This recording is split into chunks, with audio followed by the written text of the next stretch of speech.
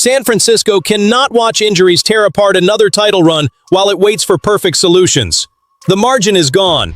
Either this roster responds with depth, creativity, and ready veterans, or the window gets punished again. Faithful, lock in. Today we are putting every answer coming out of Santa Clara under pressure. Are these August patches or real ammunition for a team that has to contend for the Super Bowl? There is a visit that demands a cold read, an interior line growing teeth, a rookie changing positions, and a reunion that could jolt the offense. Subscribe to 49ers Express and join the pressure. We start by refusing to romanticize a familiar name. The 49ers hosted cornerback Eli Apple, according to the NFL's official transaction wire. That guarantees nothing, including a permanent answer in the secondary. John Lynch is evaluating an option who knows the building, the work environment, and the fight to survive at the bottom of this roster. Apple is 30. The Giants selected him in the first round in 2016, and his NFL stops include the Saints, Panthers, Bengals, Dolphins, and Chargers. His career has featured significant contracts, movement, and instability. For these 49ers, that history matters only if it produces competitive availability. He signed with San Francisco in late July 2025, moved between the practice squad and active roster, returned on a futures deal, and was released once camp began. He played 2 games in 2025 and recorded 1 tackle. Nobody can sell that as proven impact. Dismissing the visit as pointless recycling would be lazy too. Camp is not a popularity contest. It measures whether a veteran can still execute when reputation stops carrying any weight. Camp is a fight against injuries, fatigue, and specific matchups. A veteran familiar with the environment can enter the competition faster, test the young corners, and force coaches to compare execution instead of reputation. If Apple still shows legs, communication, and discipline, he can compete for a depth role.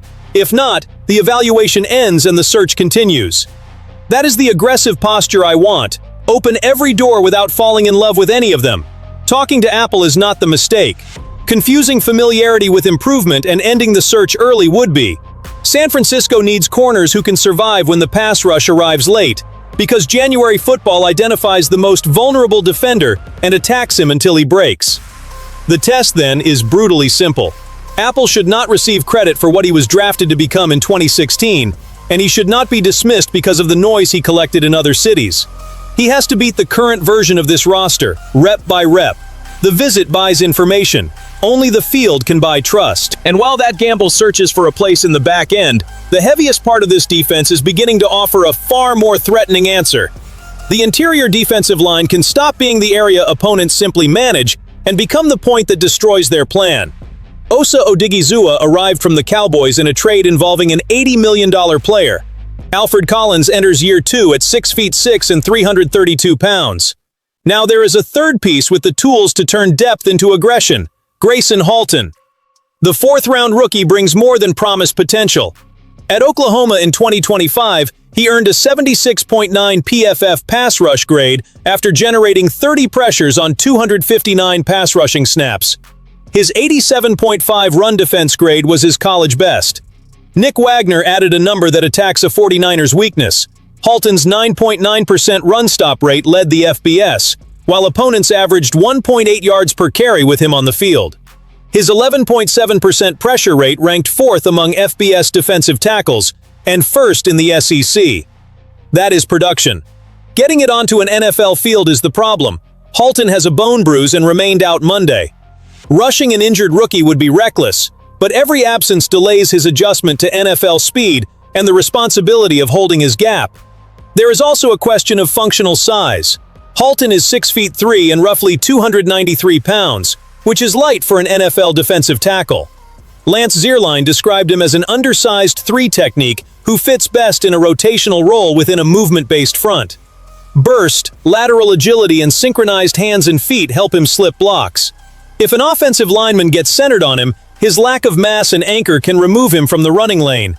That is an instruction manual, not a death sentence. Raheem Morris does not need Halton to become a wall on every snap. The role matters as much as the player. He can unleash him in situations built for penetration and let Osa and Collins absorb the heavier matchups. The right rotation protects the weakness and multiplies the talent. Collins came off PUP on August 1st after missing the spring because of shoulder surgery. Nearly 500 snaps, 4 quarterback hits, and the forced fumble at the 1-yard line against the Rams support the expectation of a second-year leap, but his return still calls for smart progression. Against the run, the combined effect becomes even more important. Osa commands attention, Collins closes space, Halton attacks hesitation. When 3 different profiles force an offensive line to change its blocking combinations, the offense loses the freedom to present the same physical test on every down. That is the threat. If Collins develops next to Osa and Halton gets healthy inside a clearly defined role, the quarterback loses the comfortable step-up lane when pressure arrives off the edges. The interior starts shortening the play instead of merely occupying space. Camp, however, demanded even more creativity and pushed a defender recruited for a different level of the defense all the way down to the front line. Jaden Duggar changed meeting rooms within days. The rookie arrived as a college safety turned linebacker after earning all-conference honors at both positions. Pressured by injuries, the 49ers moved him into defensive line drills alongside Osa Odigizua. The staff is manufacturing answers before the shortage of bodies dictates camp. Physically, the idea demands attention. Duggar stands 6 feet 5 and 240 pounds with a 7-foot wingspan and 35-inch arms. He lacks the mass to fight tackles down after down, but his reach can keep blockers off his chest. His 10'6" broad jump translates into explosion.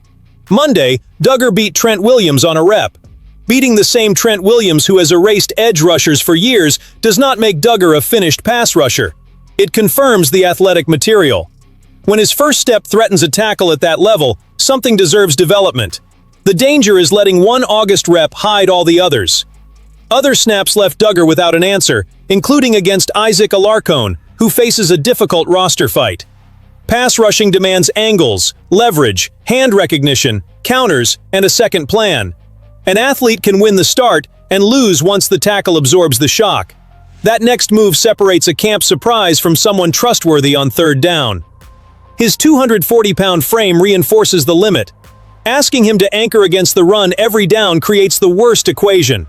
That difference matters when injuries tempt coaches to ask too much too soon. Pressure packages give him room to accelerate and free those long arms while his technique develops.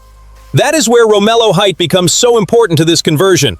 The other rookie already moves in a way that, within this group, draws a natural comparison only to Nick Bosa. The D Ford memory surfaces because height combines acceleration, flexibility, and a more advanced arsenal of pass rush moves. The projection is to use him as a designated pass rusher, sending him onto the field to attack without placing every responsibility of a complete defender on his shoulders each down. Duggar should study how height attacks an opponent's hands, changes his plan, and turns speed into a counter. San Francisco must resist turning an emergency into a permanent identity. Cross-training may reveal a hybrid role. It cannot excuse leaving the position without help if injuries continue. I like the boldness because a contender needs solutions that do not arrive fully assembled. I only demand an honest evaluation. Beating Williams proves the ceiling exists. Getting stuck against Alarcon shows the distance between Duggar and that ceiling. The job is to close that distance without crushing his development. After all that forced adaptation on defense, the offense received an answer that already knows the way home. Deebo Samuel is back with the 49ers on a 1-year deal after spending 2025 in Washington. The reunion followed devastating news. Ricky Pearsall's knee soreness will cost him the entire 2026 season. With Mike Evans sidelined by a quad injury, San Francisco needed somebody who could enter the huddle, understand Kyle Shanahan, and threaten a defense immediately. But faithful, this is the part nobody should ignore. Deebo did not return only because he knows the playbook. He returned carrying the kind of confidence that changes how the entire offense behaves. Christian McCaffrey explained it without hiding his excitement. Deebo forces defenses to account for him in several ways and provides the same security Dre Greenlaw's return brings to the other side of the ball.